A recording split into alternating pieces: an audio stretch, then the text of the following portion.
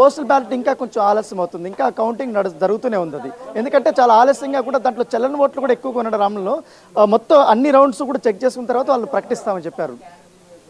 Yes sir, ప్రస్తుతం అక్కడ ఎవరు వచ్చారు? పవన్ కళ్యాణ్ కౌంటింగ్ కేంద్రానికి ఏమైనా హాజరయ్యారా? ఎందుకంటే ఎమ్మెల్యే అభ్యర్థి కాబట్టి ఆయన తరపున ఎవరైనా హాజరయ్యారా?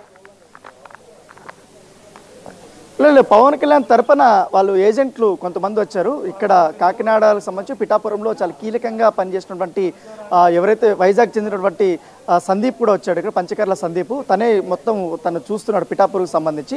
తను ఉదయం 6 గంటలకి వచ్చాడు. వచ్చిన తర్వాత మొత్తం అంతా కూడా వారు చెక్ చేసుకున్నారు. ఇక్కడ ఏర్పాట్లు కానీ ఎట్లా జరుగుతున్నది కూడా. తర్వాత 6:15కి వంగా గీత వచ్చారు. వచ్చిన తర్వాత వాళ్ళు కూడా చెక్ చేసుకుంటున్న నేపథ్యం కనపడుతుంది. ప్రస్తుతం మనకైతే లీడింగ్లో అయితే పవన్ కళ్యాణ్ కనపడుతుంది. మిగతా నియోజకవర్గాలకు సంబంధించినటువంటి అప్డేట్స్ కూడా వన్ బై మనకు వస్తున్నాయి. మొత్తం ఉమ్మడి జిల్లాలకు సంబంధించి ఇప్పటివరకు కాకినాడ రూరల్ మొదటి రౌండ్లో వచ్చి రూరల్లో పంతం నానాజీ వచ్చి 2000 ఓట్లతో ఆధిక్యంలో ఉన్నాడు. ఇదొక ఆసక్తికరమైన పరిణామం అని చెప్పుకోవచ్చు. ఎందుకంటే పంతం నానాజీ గత ఎన్నికల్లో కూడా ఓటమి చవిచూశారు. అప్పుడు ఆయనకి సెకండ్ ప్లేస్ దాకా వచ్చినట్టున్నట్టు గుర్తు. సో ఈ ఎలక్షన్స్లో ఆయన చాలా బాగా కష్టపడ్డాడు. ముఖ్యంగా టీడీపీకి సంబంధించిన నాయకుల్ని కలుపుకుని పోవడంలో కూడా ఆయన సక్సెస్ అయ్యాడన్నట్టుగా ఇక్కడ లోకల్స్ వాళ్ళు చెప్తున్నారు. ప్రస్తుతం లీడ్లో కనబడుతున్నట్టుగా మనకు సమాచారం అవుతుంది. రాణా, మీరు కొద్దిగా హోల్డ్లో ఉండండి. Yes, Pithapuram and Kakinada rural 2 చోట్ల కూడా జనసేన పార్టీ గ్లాసు గలగల వినపడుతోంది.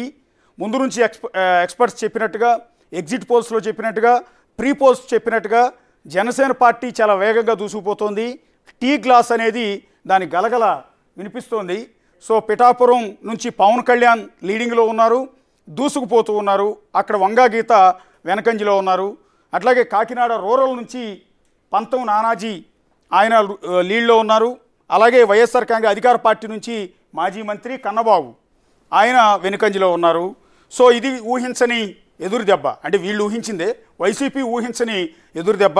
సో గ్లాసు గత ఎన్నికల్లో ఘోరంగా దెబ్బతిని పగిలిపోయిన గాజు గ్లాసు ఈసారి గలగలలతో ముందుకు దూసుకెళ్తోంది. అంటే ఎక్కడ పడిపోయామో అక్కడ లేస్తోంది.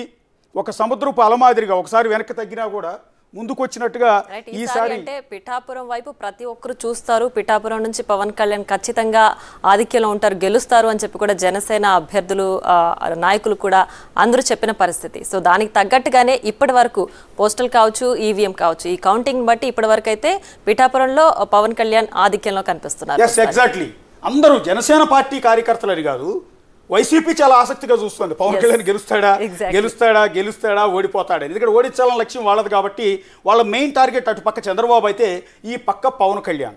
సో సీఎం జగన్ డైరెక్ట్గానే టార్గెట్ చేశారు.